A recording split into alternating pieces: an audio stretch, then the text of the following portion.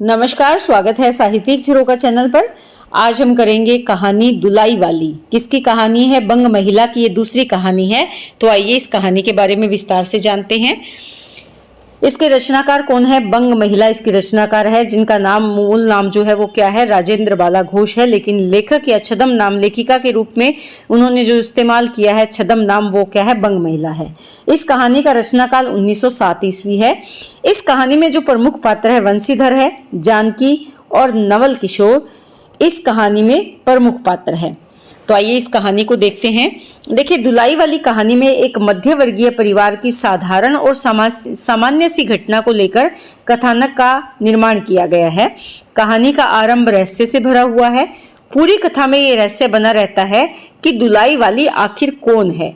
कहानी जैसे जैसे आगे बढ़ती है रहस्य खुलता है और यह भी स्पष्ट हो जाता है कि वंशीधर का ममेरा भाई और मित्र नवल किशोर ही दुलाई वाली के वेश में है।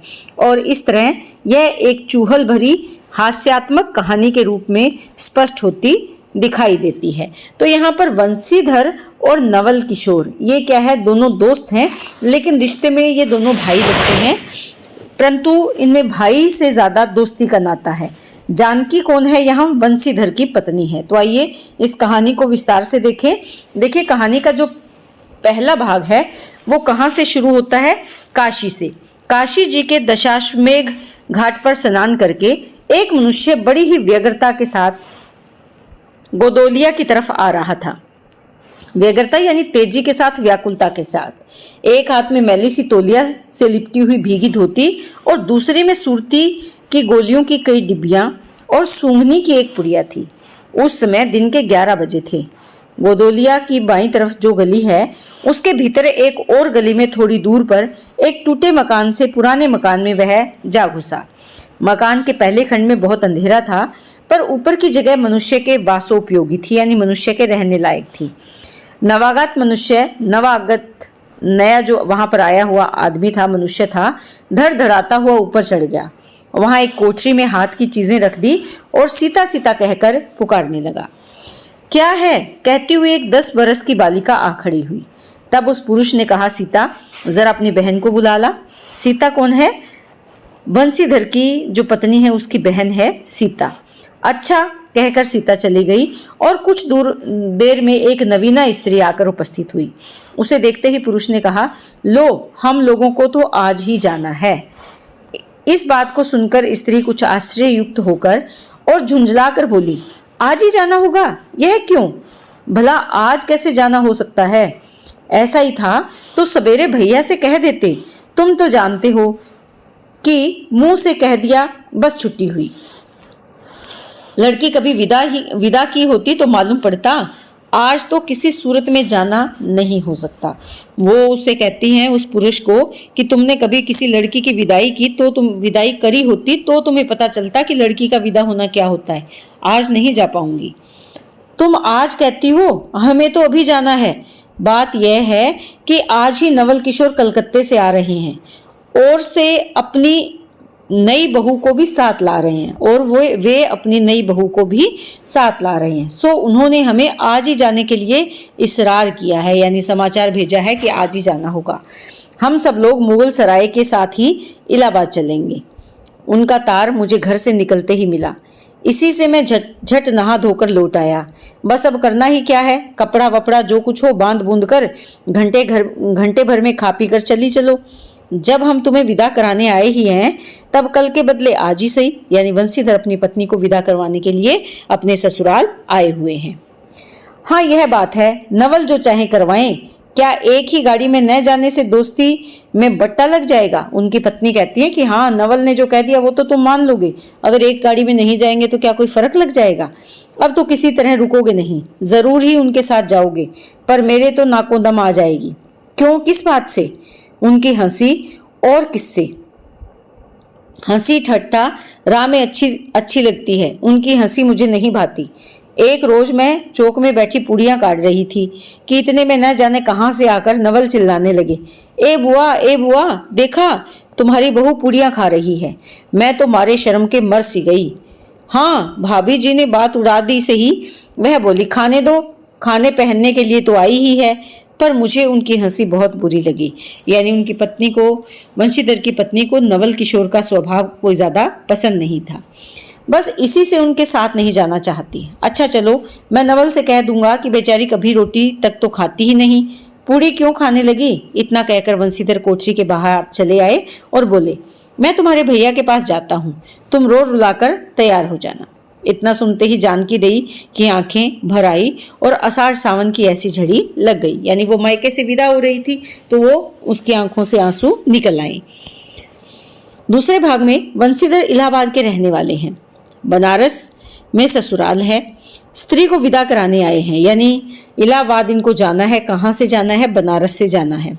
ससुराल में एक साले, साली और सास के सिवा और कोई नहीं है। यानी परिवार में 3 ही लोग हैं, एक साला है, दूसरी साली जो छोटी सीता है और एक इनकी सास है। नवल किशोर इनके दूर के नाते में ममेरे भाई हैं, पर दोनों में नाते से मित्रता का ख्याल अधिक है। यानी दोनों में दोस्ती का भाव ज्यादा है, दोनों में गहरी मित्रता है। दोनों एक जान दो कालिब है, यानी एक जान दो जिस्म कह सकते हैं। उसी दिन वंशीधर का जाना स्थिर हो गया। सीता बहन के संग जाने के लिए रोने लगी। माँ रोती धोती लड़की को विदा की सामग्री इकट्ठी करने लगी। जानकी देई भी रोती तैयार होने लगी। कोई चीज भूलने पर धीमी आवाज से माँ को याद भी दिलाती गई। 1 बजने पर स्टेशन जाने का समय आया। अब गाड़ी या इक्का लाने कौन जाए? ससुराल वालों की अवस्था अब आगे किसी नहीं थी कि 2-4 नौकर चाकर हर समय बने रहे।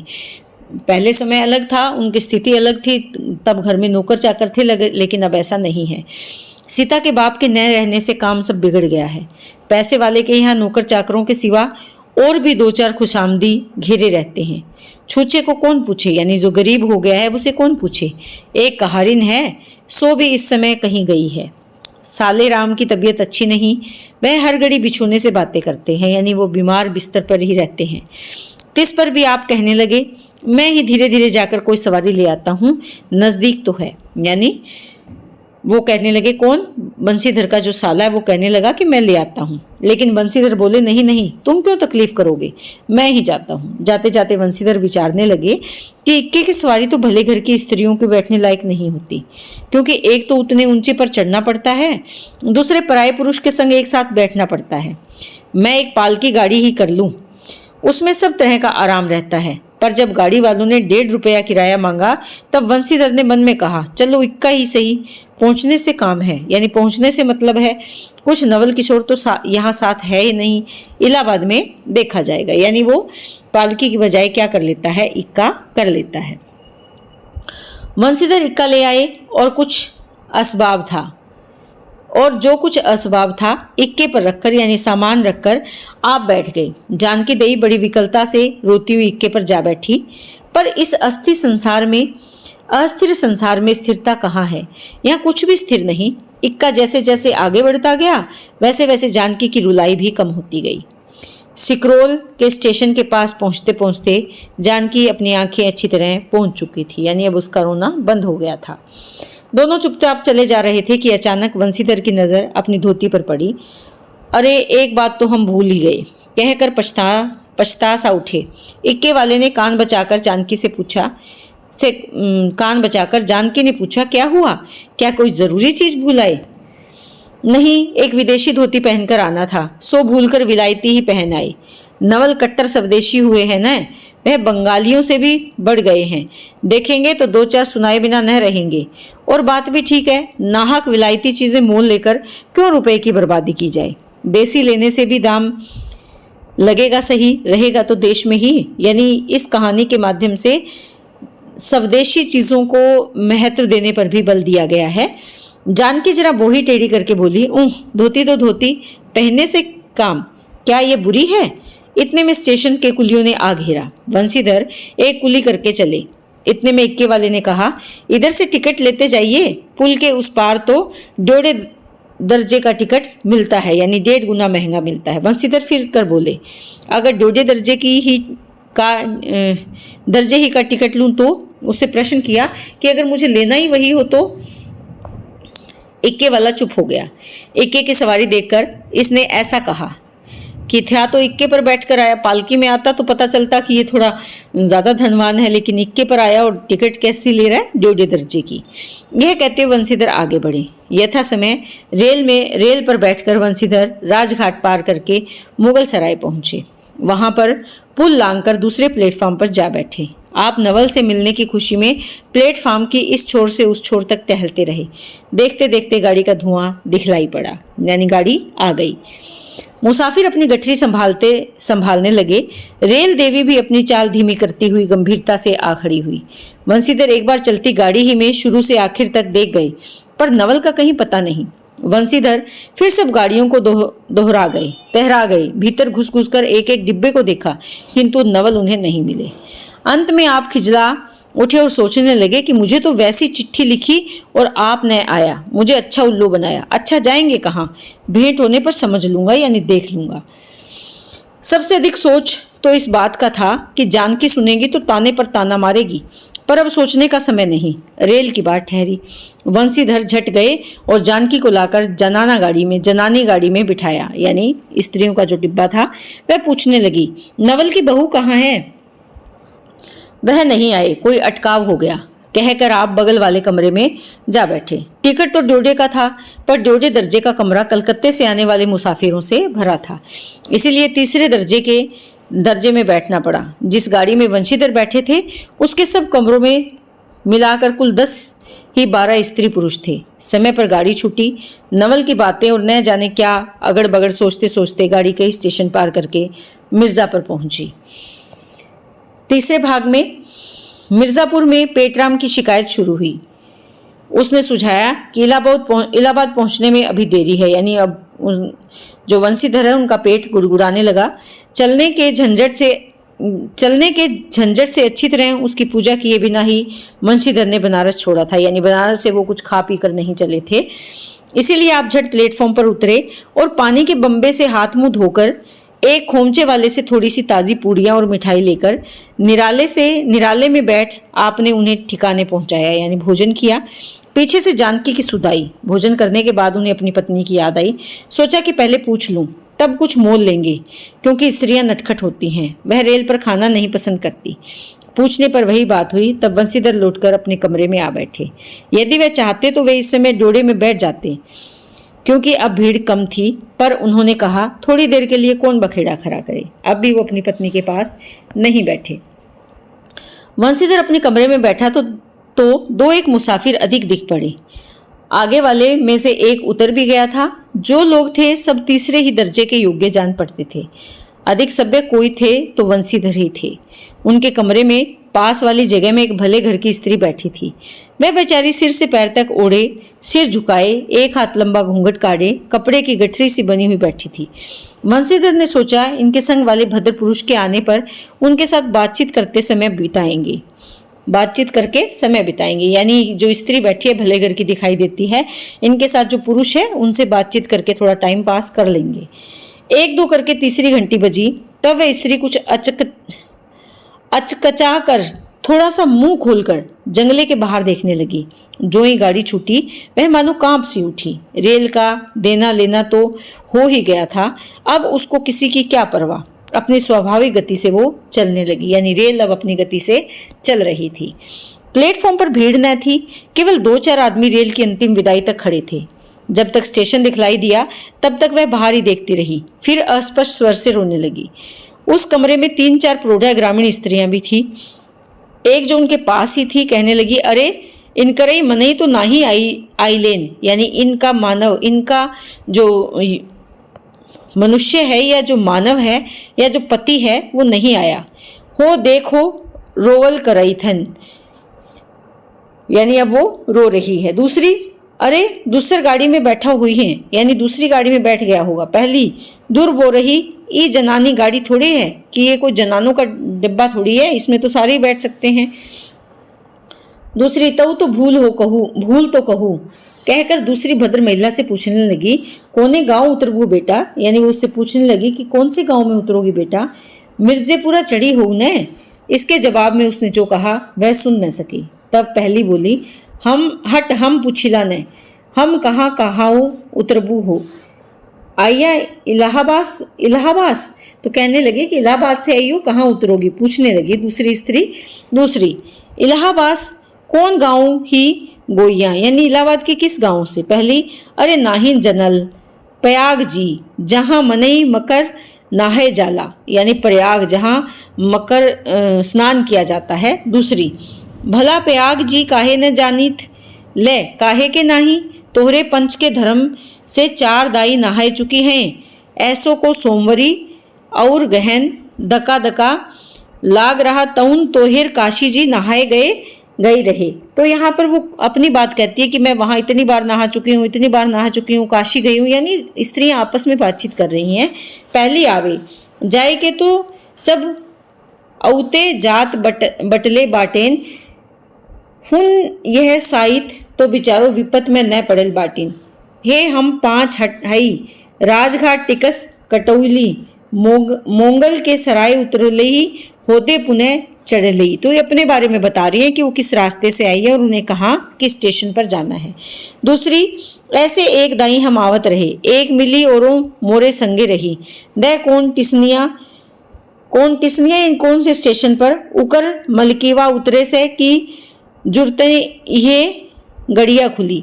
अब भैया ऊ गला फाड़ फाड़ के नारियाए वो स्त्री, ए साहिब गड़िया खड़ी कर, यानी वो रोने लगी गला फाड़ कर, ए साहिब गड़िया तनी खड़ी कर, गाड़ी को रोक, भला गड़िया दहीनाती काहे के खड़ी हुई, यानी चलती दंदनाती हुई गाड़ी कैसे रुकी। पहली, ऊ मेहरूबा बड़ी उजबक रहल, भला केहू के चिल्लाए से रेलियो कहूँ खड़ी होए, कि किसी के चिल्लाने से रेल कहीं रुकती है। इस बात पर कुल कमरे वाले हंस पड़े। अब जितने पुरुष स्त्रियां थी एक से एक अनोखी बातें कहकर अपने अपने तजुर्बा बयान करने लगी। बीच बीच में उस अकेली अबला की स्थिति पर भी दुख प्रकट करती जाती। पहली, वो मेहरूबा बड़ी उजबक रहल, भला केहू के चिल्लाए से, ये लाइनें यहाँ पर रिपीट हो रही हैं। तीसरी स्त्री बोली, टिक्सिया पल्ले बाय न दाही बाय द नाही, हे साहिबे सुनी तो कलकत्ता ताई ते मुसलिया लेई, अरे इहों तो नाही कि दूर ते आवल रहले, फरागत के बदे उतरलेन। चौथी, हम तो इनके संगे के आदमी के देखे वो ना के किया गोइया कि नहीं देखा हमने तो इनके साथ किसी आदमी को। तीसरी, हम देखे रहली हो, मजेक टोपी देहले रहलेन को कि हमने देखा था। इस तरह उनकी बेसिर पैर की बातें सुनते सुनते बंसीधर ऊब उठे। तब वे उन स्त्री से कहने लगे, तुम तो नाहक उन्हें और भी डरा रही हो, जरूर इलाहाबाद तार गया होगा और दूसरी गाड़ी से वो वहां पहुंच जाएंगी। मैं भी इलाहाबाद ही जा रहा हूँ, मेरे संग भी स्त्रियां हैं, जो ऐसा ही है तो दूसरी गाड़ी के आने तक मैं स्टेशन पर ही ठहरा रहूंगा। तुम लोगों में से कोई प्रयाग उतरे तो थोड़ी देर के लिए स्टेशन पर ठहर जाना, इनको अकेले छोड़ देना उचित नहीं। यदि पता मालूम हो जाए तो मैं इनको इनके ठहरने के स्थान पर भी पहुंचा दूंगा। वंशीधर उसकी मदद करने की कहते हैं। वंशीधर की इन बातों से उन स्त्रियों की वाक्यधारा दूसरी ओर बह चली। हाँ, यह बात तो भली कही, नाही भैया, हम पंचे काही के केहू से कछु कही, अरे एक के एक करत न बाए तो दुनिया चलत कैसे बाए, यानी एक से एक दूसरी अगर सहायता नहीं करेंगे तो दुनिया कैसे इत्यादि ज्ञान गाथा होने लगी। कोई कोई उस बेचारी को सहारा मिलते देख खुश हुए और कोई कोई नाराज भी। क्यों, सो मैं आपसे नहीं बतला सकती। उस गाड़ी में जितने मनुष्य थे सभी ने इस विषय में कुछ न कुछ कह डाला था। पिछली सीट में केवल एक स्त्री जो फ्रांसीसी छींट की दुलाई ओढ़े अकेली बैठी थी, कुछ नहीं बोली। कभी कभी घूंघट के भीतर से एक आंख निकालकर वंशीधर की ओर ताक देती थी और सामना हो जाने पर फिर मुंह फेर लेती थी। वंशीधर सोचने लगे कि यह क्या बात है, देखने में तो भले घर की मालूम होती है पर आचरण इसका अच्छा नहीं है। गाड़ी इलाहाबाद के पास पहुंचने को हुई। वंशीधर उस स्त्री को धीरज दिलाकर आकाश पाताल सोचने लगे। यदि तार से कोई खबर न आई होगी तो दूसरी गाड़ी तक स्टेशन पर ही ठहरना पड़ेगा, और जो उससे भी कोई आया तो क्या करूं, कोई न आया तो क्या करूंगा। जो हो, गाड़ी नैनी से छूट गई। अब उन अशिक्षिता स्त्रियों ने फिर मुंह खोला, कह भैया, जो केहू बिन टिकस के आवत होए तो ओकार का सजाए होला कि बिना टिकट के जो कोई आता है तो क्या सजा होती है। अरे ओका ही नहीं चाहत रहा कि मेहरारू के तो बैठा दिलहेने और अपुआ तउन टिकस लेके चल दिहलेन, यानी मेहरारू पत्नी को तो बिठा दिया और खुद टिकट लेने के लिए चले गए। किसी किसी आदमी ने यहाँ तक तोड़ मारी कि रात को वंशीधर इसके जेवर छीनकर रफू चक्कर हो जाएंगे। उस गाड़ी में एक लाठी वाला भी था। उसने खुल्लम खुल्ला कहा, का बाबूजी कुछ हमरो साझा कि मेरे साथ भी कुछ साझा कर लो। यानी कुछ लोग ये कहने लगे कि वंशीधर इसलिए मदद कर रहा है कि वो इसके जेवर छीनकर भाग जाएगा। उसकी बात पर वंशीधर क्रोध से लाल हो गए। उन्होंने इसे खूब धमकाया। उस समय तो चुप हो गया, पर यदि इलाहाबाद उतरा तो वंशीधर से बदला लिए बिना न रहता। चौथे भाग में वंशीधर इलाहाबाद में उतरे। एक बुढ़िया को भी वहीं उतरना था। उससे उन्होंने कहा उसको भी अपने संग उतार लो। फिर इस बुढ़िया को उस स्त्री के पास बिठाकर आप जानकी को उतारने गए। जानकी से सब हाल कहने पर वह बोली, अरे जाने भी दो, किस बखेड़े में पड़े हो। पर वंशीधर ने न माना। जानकी को और उस भद्र महिला को एक ठिकाने बैठाकर आप स्टेशन मास्टर के पास गए। वंशीधर के जाते ही बुढ़िया, जिसे उन्होंने रखवाली के लिए छोड़ा था, किसी बहाने से भाग गई। स्टेशन मास्टर से पूछने पर मालूम हुआ कि कोई तार नहीं आया। अब तो वंशीधर बड़े असमंज में पड़े। टिकट के लिए बखेड़ा होगा क्योंकि वह स्त्री बेटिकट है। लौट कर आए तो किसी को न पाया। अरे ये सब कहाँ गई, यह कहकर चारों तरफ देखने लगे, कहीं पता नहीं। इस पर वंशीधर घबराए। आज कैसी बुरी साइत में घड़ी में घर से निकले कि एक के बाद दूसरी आफत में फंसते चले आ रहे हैं। इतने में आपने सामने उस दुलाई वाली को आते देखा। तू ही उन स्त्रियों को कहीं ले गई है, इतना कहना था कि दुलाई से मुंह खोलकर नवल किशोर खिलखिला उठा। यानी जो अब तक डिब्बे में दुलाई ओढ़कर जो बैठी हुई स्त्री थी वो कौन थे? नवल किशोर थे। अरे यह क्या, सब तुम्हारी ही करतूत है। अब मैं समझ गया कैसा गजब तुमने किया है। ऐसी हंसी मुझे नहीं अच्छी लगती। मालूम होता है कि वह तुम्हारी ही बहू थी। अच्छा तो वे लोग गई कहाँ? यानी जिस स्त्री का पति गायब हो गया था वो किसकी बहू थी? नवल किशोर की बहू थी। वे लोग तो पालकी गाड़ी में बैठे हैं, तुम भी चलो। नहीं, मैं सब हाल सुन लूंगा तब चलूंगा। हाँ ये तो कहो, तुम मिर्जापुर में कहाँ से आ निकले? मिर्जापुर नहीं, मैं तो कलकत्ते से, बल्कि मुगल सराय से तुम्हारे साथ चला रहा हूँ। तुम जब मुगल सराय में मेरे लिए चक्कर लगाते थे तब मैं जोड़े दर्जे में ऊपर वाले बेंच पर लेटे तुम्हारा तमाशा देख रहा था। फिर मिर्जापुर में तुम पेट के धंधे में लगे थे, यानी पेट भरने में लगे थे। मैं तुम्हारे पास से निकल गया पर तुमने नहीं देखा। मैं तुम्हारी गाड़ी में जा बैठा, सोचा कि तुम्हारे आने पर प्रकट होऊंगा, फिर थोड़ा और देख लें। करते करते यहाँ तक नौबत पहुंची। अच्छा अब चलो, जो कुछ हुआ उसे माफ करो। यह सुनकर वंशीधर प्रसन्न हो गए। दोनों मित्रों में बड़े प्रेम की बातचीत होने लगी।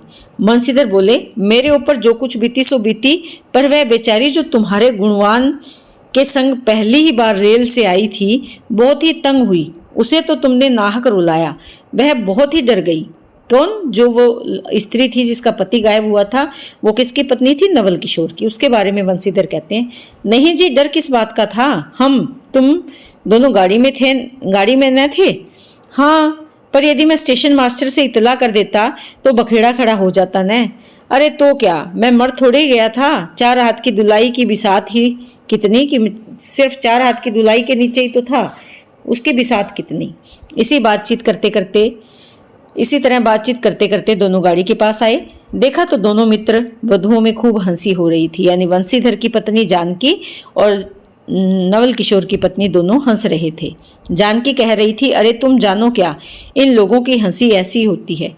हंसी में किसी के प्राण में निकल जाए तो इन्हें दया न आवे। खैर, दोनों मित्र अपनी अपनी घरवाली को ले राजी खुशी घर पहुंचे और मुझे भी, यानी लेखिका भी, उनके राम कहानी लिखने से छुट्टी मिली। यानी किसको छुट्टी मिली? लेखिका लिखती है कि मुझे भी, यानी बंग महिला भी लिखती हैं कि मुझे भी इस राम कहानी लिखने से छुट्टी मिली। और इसी के साथ ये कहानी समाप्त हो जाती है। तो उम्मीद करती हूँ इस कहानी में जो स्थान आए हैं, जो पात्र आए हैं, उनके बारे में आप बहुत अच्छे से जान पाए हैं। इलाहाबाद और बनारस का यहाँ चित्रण किया गया है। बीच में आने वाले जैसे मिर्जापुर रेलवे स्टेशन है उसके बारे में बताया गया है। और इसके साथ साथ दोनों जो दोस्त हैं वो आपस में कितना एक दूसरे से प्रेम और लगाव है, उस भाव को भी यहाँ इस कहानी में चित्रित किया गया है। तो इसी के साथ ये कहानी समाप्त होती है। बहुत बहुत धन्यवाद।